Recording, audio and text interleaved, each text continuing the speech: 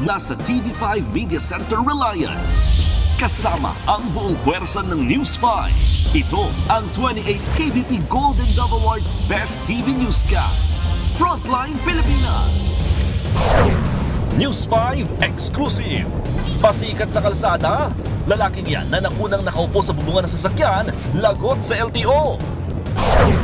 Isa pang sapul sa video, may road rage na naman. Motorista at rider nagpang-abot matapos magkasingitan sa daan. Estudyante naglalakad sa Jones Bridge, hinold up. Mga hold-upper at pulis naghabulan at barilan. Isa pang News 5 Exclusive. Mga manunungkit ng damit, sumalakay na naman sa Taytay. Juicy pa raw mga tirador dahil mga branded ang kanilang target. Malakas na lindol sa Russia, sapul sa video. Nagdulot din ng tsunami sa Japan at Hawaii at nagbabala rin hanggang dito sa Pilipinas. Eto na nga, our very own Jeremy Wrightson sasabak sa iyakan sa Sinimalaya.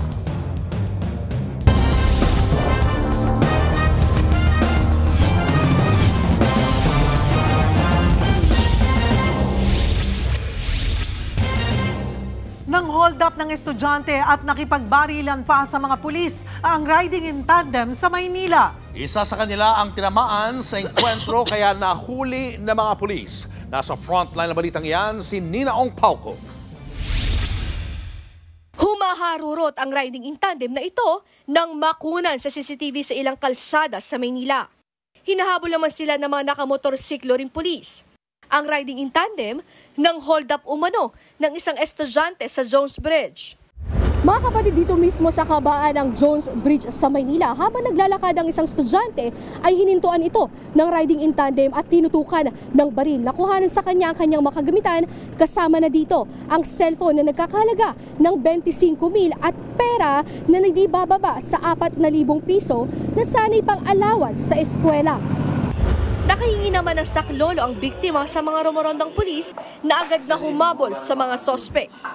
Nagkaroon pa ng enkwentro sa gitna ng habulan kung saan natamaan sa hita ang backride na sospek. Sa Jones Bridge, bumunot ng baril yung sospek. Tapos pinaputokan yung mga kapulisan natin. So, self-defense naman sa mga kasama natin pulis. Muntik rin daw masalpok ng mga sospek ang isang kotse. So muntik sila sumalpok. Nalaglag na yung backride.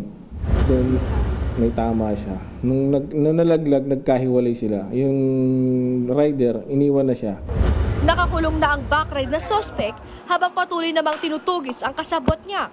Napag-alamang dati na ring nakulong ang naarestong sospek dahil sa iligal na sugal.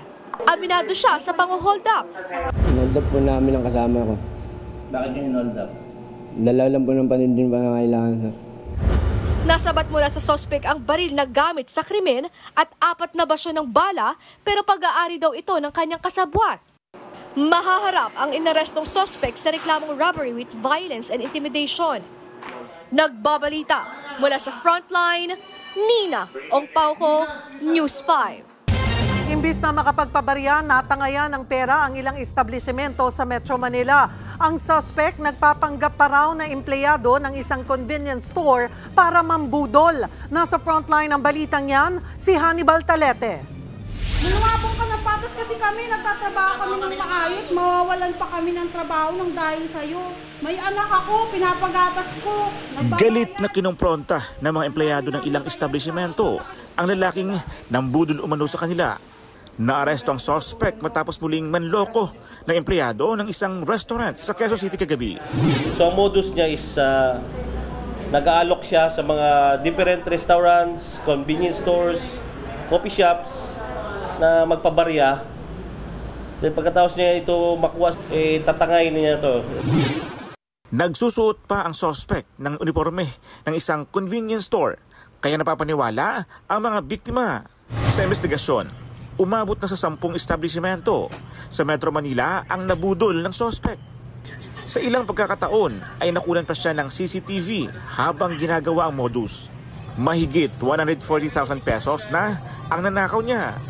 Ang masaklap, kinakaltas yun sa sahod ng mga empleyadong naloko niya. Sa amin na nagsuffer Kami ng dalawang kasama ko. naka-charge na sa amin. Tsaka buntik na din kami matanggal sa trabaho dahil sa kanya. Lumalabas na dati nang nakasuhan ng suspect noong 2015 dahil sa parehong modus. Nakulong na rin siya sa Leyte noong 2017 sa kasong pagnanakaw. Humihingi po ako ng patawad sa inyong lahat. Nagawa ko lang din yun dahil sa naawa ako sa mga kapatid ko. Saan niyo po pala nakukuha yung uniforme na ginagamit niyo? Hindi, nakita ko lang yun po yun sa jeep po. Nahaharap ang suspect sa kasong syndicated estafa. Nagbabalita mula sa Frontline, Hannibal Talete, News 5. Yanig ng magnitude 8.8 na lindol ang Russia. At sa lakas niyan, umabot sa iba't ibang bansa hanggang sa Pilipinas ang tsunami warning. Nasa frontline ng balitang yan si Mon Gualvez. Napatili nag-video ng magbagsakan ng mga gamit sa bahay dahil sa matinding lindol sa Kamchatka Peninsula sa Russia. Niyanig din ang opisinang ito. Ang isang empleyado napahawak pa sa pader sa lakas ng paggalaw. Naramdaman din ang lindol sa surgery room na ito. Sa kabila niyan, tuloy ang mga doktor at nurse sa pag-oopera. Ang mga sasakyan namang nakaparada, tila nagsasayawan sa lakas ng pag-uga. Ayon sa United States Geological Survey o USGS, magnitude 8.8 na lindol ang tumama sa Russia. May lalim itong 20.7 kilometers.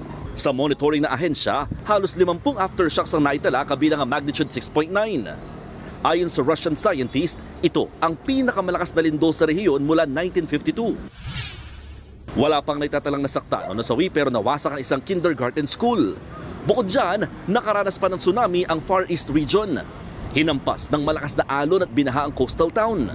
Inanod na rin ang debris doon dahil sa taas ng tubig. Sa lakas niyan, damay ang Japan. Sa drone video na ito, kita ang malakas na alon na humahampas sa Hokkaido Prefecture. Ang Japanese government pinalikas na sa mataas na lugar ang mga residente. Posible raw umabot sa 13 feet o halos isang palapag na gusali ang taas ng tsunami na tatagal na isang araw. Pero hindi lang sa Japan ang na-trigger ng malakas na lindol. Naglabas na rin ng tsunami warning ang mga bansang China, Indonesia, Peru, Mexico, New Zealand, California, Hawaii at iba pang bansa na malapit sa US West Coast. Kasama rin dyan ang Pilipinas. Nagbabalita mula sa Frontline, Mon Gualvez, News 5. Susunod, Congressman na nahuling nanonood ng online sabong habang nasa sesyon, lumantad na. Alamin ang kanyang paliwanag. Siyam na Pinoy kumpirmadong bihag ng Houthi. Kumusta kaya ang kanilang lagay? At Dabber Cats Old and New, nag-reunion sa 46th anniversary ng Eat Bulaga. Abangan ang lahat ng yan sa pagbabalik ng Frontline Pilipinas.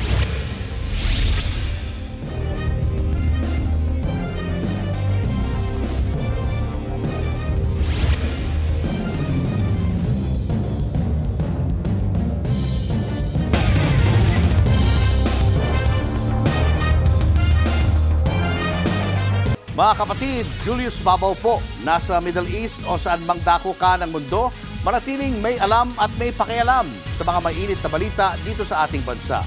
Simulan po natin ang bawat araw sa tuloy-tuloy na balitaan sa Frontline. Mag-follow at mag-subscribe sa social media pages ng News 5.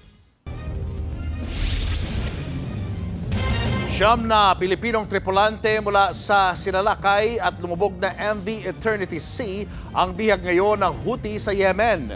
May video rin na inilabas ang mga rebelde kung saan makikita ang mga hawak nilang Pinoy. Nasa frontline ng balitang yan, si Mon Gualvez. Noong July 8, inatake at pinalubog ng mga rebeldeng Houthi ang barkong MV Eternity Sea sa Red Sea sa Yemen. Sakay nito ang 21 Pilipinong tripulante. 8 sa kanilang nakaligtas at nakauwi na ng Pilipinas. Hindi pa kumpirmado pero 3 ang napaulat na nasawi sa pag-atake habang isang nawawala. Sa bagong video na nilabas ng Houthi, makikita ang 9 na kasama nilang sinagip ng mga rebelde nang lumubog ang barko. Matapos niyan, binihag ang mga Pilipino. In-interview pa sila ng Houthi. The Navy of Yemeni authorities is good. They give all our needed. They taking care of us. What we need, they give us all. I'm very thankful to all the authority here. Kahit mga bihag, mukhang maayos naman ang lagay nila at pinapayagang makausap ang kanila mga kaanak. Hello, Ma. Ma. Sino to? Si Buet. Kinumpirma ng Department of Migrant Workers na hawak nga ng Houthi ang iba pang Pinoy seafarers. Ngayon, yung Siyam doon ay yun, nakuha ng mga Houthis mula sa tubig habang sila ay nakalutang sa tubig. At yun nga, sila ngayon na nasa kamay ng mga Houthis. As of now, ay nasa mabuti silang kalagayan. Ayon sa Department of Foreign Affairs, makikipag-ugnayan sila sa ibang bansa para makipag-usap sa Houthi na pakawalan ang 9 na Pilipinong bihag. Nagbabalita mula sa Frontline, Mon Gualvez, News 5. Sa pool sa CCTV ang isang ahas na lumalangoy sa baha sa Malolos, Bulacan. Mabilis ang paglangoy nito hanggang sa hindi nahagip pa ng CCTV. Ayon sa mga residente, isa umano itong makamandag na kobra. Wala namang natuklaw pero hindi pa alam kung nahuli na ang ahas. Babala sa publiko kung makakita ng kobra o iba pang uri ng ahas, huwag itong lapitan o hulihin. I-report agad ito sa mga otoridad. Susunod, congressman na nahuling, nanunood ng online sabong habang nasa sesyon, lumantad na. Alamin ang kanyang paliwanag. News 5 exclusive, lalaking umupo sa sunroof ng umaandar na sasakyan, lagot sa LTO. At gitgitan ng rider at SUV driver sa Las Piñas na uwi sa panununtok. Yan at iba pa sa pagbabalik ng Frontline Pilipinas.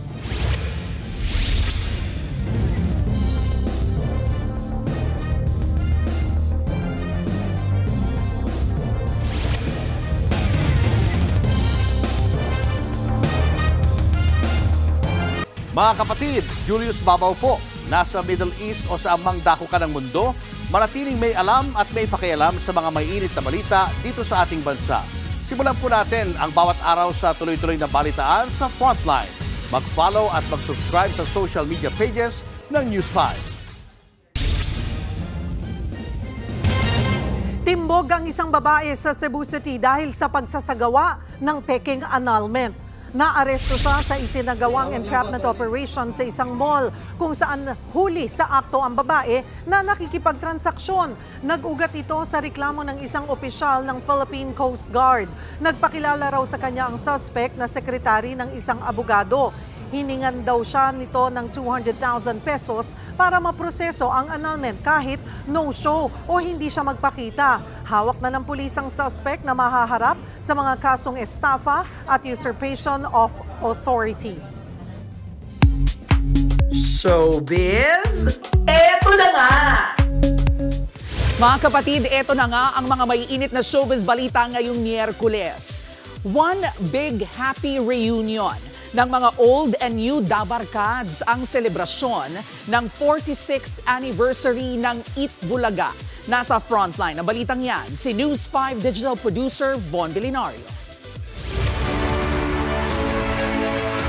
Sa bawat era, walang humpay ang saya. Kaya naman sa 46th anniversary ng longest running noontime show ng bansa, full force ang Dabarkads. Napa-fantastic baby si Maine Mendoza. Nag-cha-cha-cha si Riza May. Macho men naman ang peg ni na Paulo, Jose at Wally sa barangay. Nag-duckwalk ulit si Ice Sigera. Balik EB stage din si Atasha Mulak. Nag-spaghetti pababa at pataas sina Alan K at Ian Red. At syempre, nang lumabas na ang mga OGs na sina Tito, Vic and Joey, full of happiness ang Dabarkads. Walang hangganang pasasalamat sa lahat ng ating mga Dabarkads, sa lahat ng mga tumagilik, tumatangkilik. Hanggat malakas kami, ipapatuloy ang Eat Bulaga. May surprise appearance din sina Julia Clarete, EB Babe Ann at Jimmy Santos. Eat Bulaga is not Eat Bulaga without bayanihan. Kaya may handog na bigas ang Dabar Cats sa ilang lugar na nasa lanta ng bagyo at habagat. Pangako ng TVJ, hanggat may bata, may Eat Bulaga. Nagbabalita mula sa frontline, Von Belinario, News 5. Susunod, News 5 exclusive. Lalaking umupo sa sunroof ng umaandar na sasakyan, pinatatawag ng LTO. Isa pang exclusive, 4 na menor de edad huli sa video na nanunungkit ng sinampay. Abay, namimili pa ng branded. At ang mga pelikulang tampok sa Cinemalaya ngayong taon, alamin. Tutok lang mga kapatid, magbabalik pa ang Frontline Pilipinas.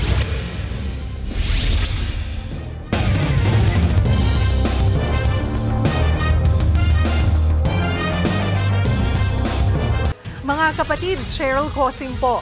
Nasa Estados Unidos, Canada o saan mang dako ka ng mundo, manatiling may alam at may pakialam sa mga mainit na balita dito sa ating bansa.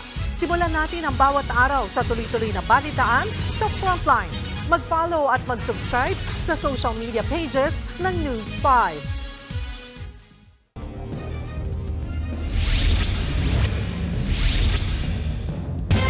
Binawian ng lisensya ang driver ng modern jeep na nag-viral matapos sumampa sa sidewalk.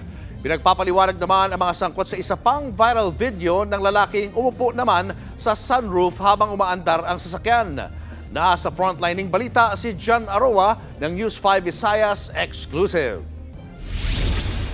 Nakaupo sa bubong ng umaandar na sasakyan ang lalaking yan sa Minglanilla, Cebu. May pataas-taas pa siya ng kamay. Tanong ng ilan, pwede ba yan? Sabi ng Land Transportation Office, pwede naman basta may permit. Pero ang mga nasa likod ng video, hindi raw nagpaalam sa kanila. Ngayon, tukoy na ang may-ari ng sasakyan. Pinadala na siya ng show cause order ng LTO. Ipatatawag din ng ahensya ang iba pang sangkot sa naturang video. Ayon sa LTO, nilabag ng lalaki sa video ang Seatbelt Use Act of 1999. Ay, napakadelikado yun. Mahulog yung tao, patay yung tao. Yung driver mismo yung mananagot dyan. Tapos makakaabala ka pa sa ibang mga motorista. Inaalam na rin kung sangkot din ang kumuha ng video. Sa Mandawi City, viral din ang modern jeep na dumaan sa sidewalk at nagpilit overtake sa truck. Magkuba kanina! Buhanga ka! Pinatawag na ng LTO ang tsuper ng modern jeep at kinuha ang kanyang lisensya. Kung caught in the act kayo, yung ginawa nyo tapos video or camera tapos may reklamo, kailangan investigate tapos patawad talaga ng sanction, ng penalties. Posible rin daw na maharap ang driver sa reklamong reckless driving. Nagbabalita mula sa Frontline, John Aroa, News 5, Visayas. Sumalakay na naman sa Taytay ang mga manunungkit ng damit. Choosy pa nga raw ang mga tirador sa pagpili ng damit. Ang gusto, yung branded. Nasa frontline ng balitang yan, Simon Gualvez, exclusive. Sa pool sa CCTV, ang binatilyong may dalang panungkit sa barangay San Isidro sa Taytay, Rizal pasado 2:00 ng madaling araw. Bigo sa una, kaya umakyat na lang siya sa bakod ng bahay at ayun na nga, pinagkukuha ang mga sinampay. Pero teka, teamwork to. Bawat kuha ng damit, ipinapasa sa dalagitang kasabwat, parang relay ng nakaw. Ayon sa barangay, may lookout pa sila. Isa sa kaliwa at isa sa kanan. Sir, bali 4 po sila. Para po pagkuha nila doon, malinis po, di sila basta makikita. Agad namang rumisponde ang barangay, pero nakatakas ang 2 sa 4. Dinala naman sa Municipal Social Welfare and Development Office ang 2 minor de edad na nahuli. Ang dahilan ng pagnanakaw, ibenta ang damit para may pang-computer. Eto pa, choosy sila sa damit ha. Pag luma, marunong po silang tumingin ng branded. Pagka hindi maganda, diretso sa ilog. Nang puntahan ng News 5 ang bahay ng biktima. Sabi ng mga biktima, 3 beses na raw silang nanakawan ng mga damit, kaya nga naglagay na rin daw sila ng mga yerong gaya nito at saka alambre dito sa may grills. Pero madiskarte rin ng mga kawatan dahil dun sila sa tuktok lumulusot, makuha lang yung nakukursunodahang damit. Hindi bababa sa 30 damit ang muntikan ng tangayin ng grupo. Nangangamba tuloy magsampay ang ilan. Gabi-gabi, gigising ka na para i-check kung kung baka babalik. Baka sa susunod hindi lang pagnanakaw yung gagawin nila. Nitong Lunes lang, nasa pool din sa CCTV ang ibang binatilyong nagnanakaw ng pantalon. Dahil dyan, masihigpitan ng curfew sa mga kabataan sa barangay. Nagbabalita mula sa frontline, Mon Gualvez, News 5. Nauwi naman sa panununtok ang gitgita ng isang rider at isang SUV driver sa Las Piñas. Tama na, boss!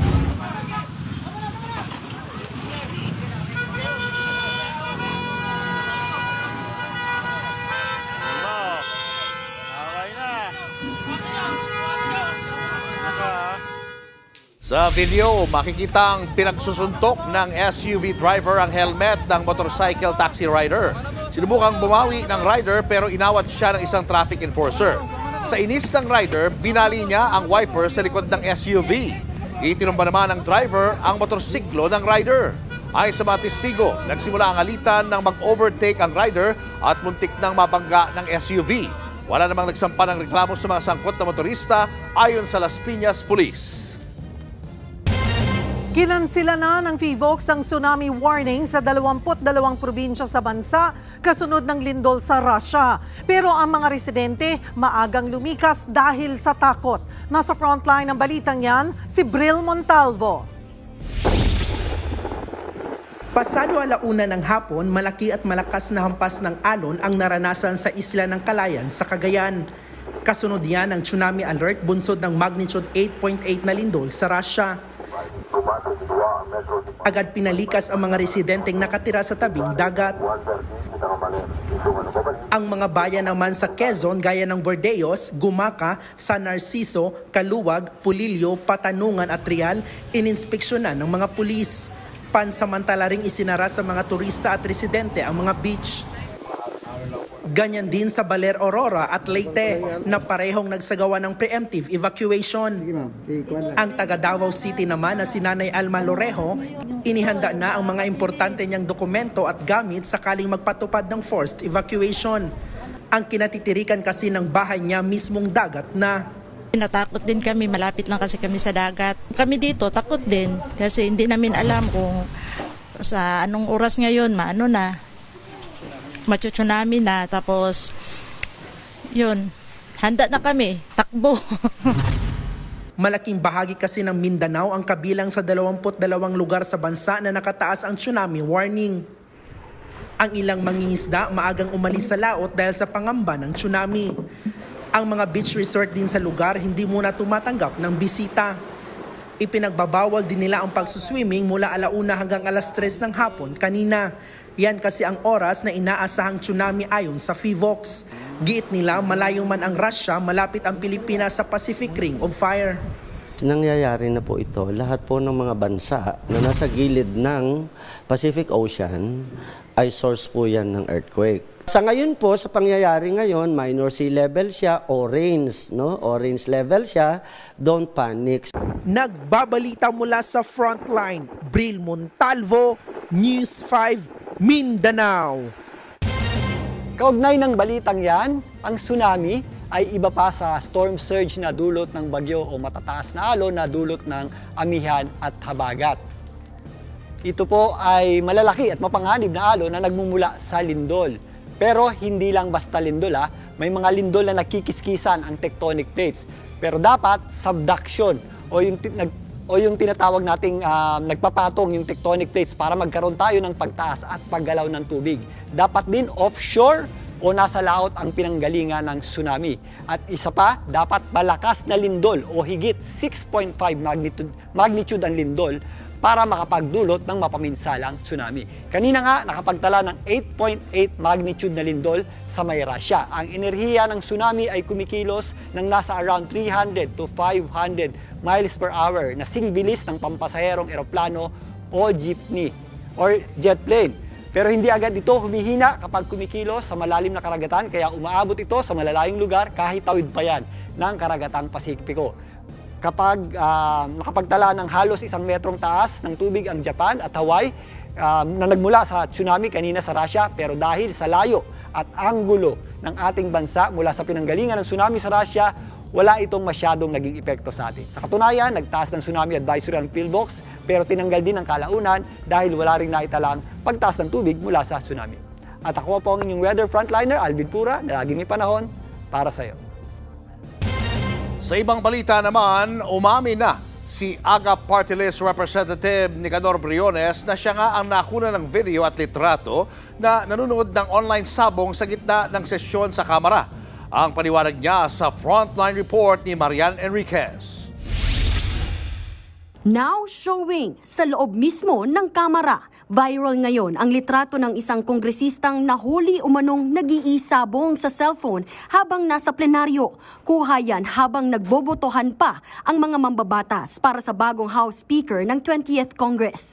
Pero teka, hindi kita ang mukha. Nakatalikod kasi kaya ang hirit ng netizens, name.com. Meron pang mga napagkamalan. Si Sarangani Representative Steve Chongbian Solon. Akala raw ng ilan siya ang tinutukoy dahil sa salitang Solon sa isang news article. Paliwanag niya, ibig sabihin ng Solon ay mambabatas, hindi yung apelyido. Para sa ibang kongresista, mas mabuting lumantad na raw ang nasa litrato at mag-sorry. Kahit hindi pa malinaw kung nanonood o tumataya talaga sa isabong, dapat pa rin itong imbestigahan. At eto na nga, lumantad na siya. Walang iba kundi si AGA Party List Representative Nicanor Briones. Siya raw ang nasa video pero hindi siya tumatalpak. Malinis sa konsensya ko, hindi naman ako nagsasabong. Ako hindi mo ako makikita sa kahit sa sabungan. Meron lang nag-message sa akin yung pamangkin ko na gustong mag-invite ng traditional na sabong. Hindi naman ako interesado, hindi naman ako nagsasabong. At kung meron man tayong hindi nagandahan, humingi tayo ng pasensya. Nauna naman ng sinabi ni ACT Teachers Party List Representative Antonio Tino, hindi excuse na naglilibang lang kaya nanonood ng isabong sa loob mismo ng Kamara. Ang gawain talaga ron ay lawmaking. No? So, tama lang na i-demand ng lahat yung highest standards mula sa mga kinatawan ng Kongreso. Nagbabalita mula sa Frontline, Marian Enriquez, News 5. Showbiz, eto na nga! Mga kapatid, eto na nga. Cinemalaya season na ngayong darating na Oktubre. 10 pelikula na independently and creatively produced ang handog sa atin ng Cinemalaya Foundation. Kabilang po dyan ang pelikulang Warla, kung saan kasama po ang inyong lingkod. Nasa frontline ng balitang yan, si MJ Marfori.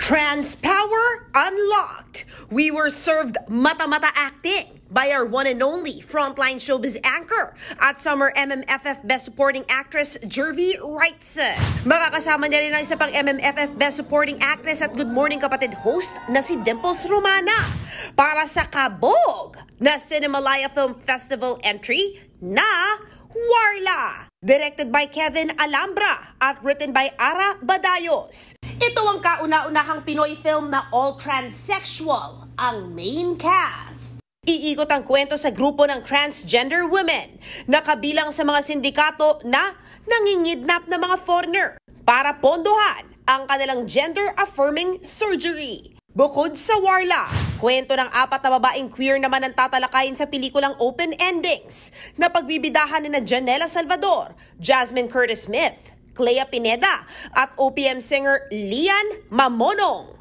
Mapapanood naman sa Child Number 82 si JM Ibarra, Kai Montinola, Rochelle Pangilinan at Vong Navarro.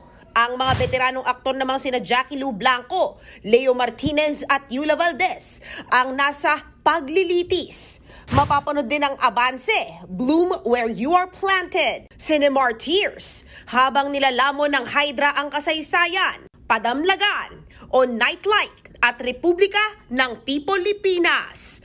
Mapapanood yan sa Cinemalaya 2025 mula October 3 hanggang 12. Nagbabalita mula sa Frontline, MJ Marfori, News 5. At yan nga po ang ating mga showbiz update ngayong Miyerkules. See you tomorrow mga kapatid. Ako po, si Jervy Wrights. Grabe. Award-winning mga actress na kasama. Dimples, kasama si Mama Dimps. Isang karangalan po sa akin na mapasama po yung pelikula namin sa Cinemalaya. Magaganda po yung entries this year. Okay, 10 lang yan, pero marami din palang sumali. Marami pong mga nag-send ng application. Ayun, galing. Pero yung pelikula namin, Warla, tungkol ito sa isang grupo ng mga transgender women na nangingidnap ng foreigner para sa kanilang gender-affirming surgeries. Ayun. Kakaiba. This is based on a true story. Nako. Mukhang pang-award na naman to. Cheryl, mukhang nag-iipon yata ng Best Actress Award to Ito, ayan. Yun ang next target niya after Best Bahala Supporting. na po. Award yung acting mo dun sa trailer. At dami ko pong pinagdaanan sa pelikulang yan. At natuto ka na magmaneho. Natuto ko mag-drive. Mag-drive. Okay lang ito mapapanood. Ngayon pong darating na October sa Cinemalaya 2025. At saan Thank you to? po. Hindi sa lahat. Baka hanapin nila kasi sa lahat I think sa Shangri-La Plaza po. Before sa CCP po yung showing ng mga movies. Ngayon. But this year, dahil under renovation po ang CCP, I think kumuha po sila ng suporta ng Shangri-La Plaza. And eventually, I'm sure, pag talagang pumatok yan, nationwide na. Yes. Yan po ang international pa ka mo. Siguradong sa international yan, hahataw. Suportahan natin ang pelikulang Pilipino. At yan ang mga balita at impormasyong dapat nyo malaman sa araw na ito. Mga balita para sa mga may alam at may pakialam. Abangan nyo ulit kami bukas, dito pa rin sa TV5, so 1PH, RPTV, True TV at 105.9 True FM. Kami ang inyong mga kasangga sa Frontline Pilipinas.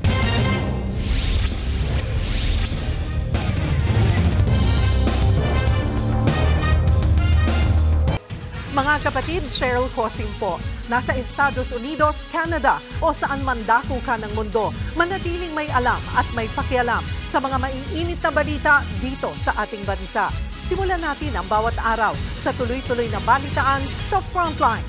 Mag-follow at mag-subscribe sa social media pages ng News 5.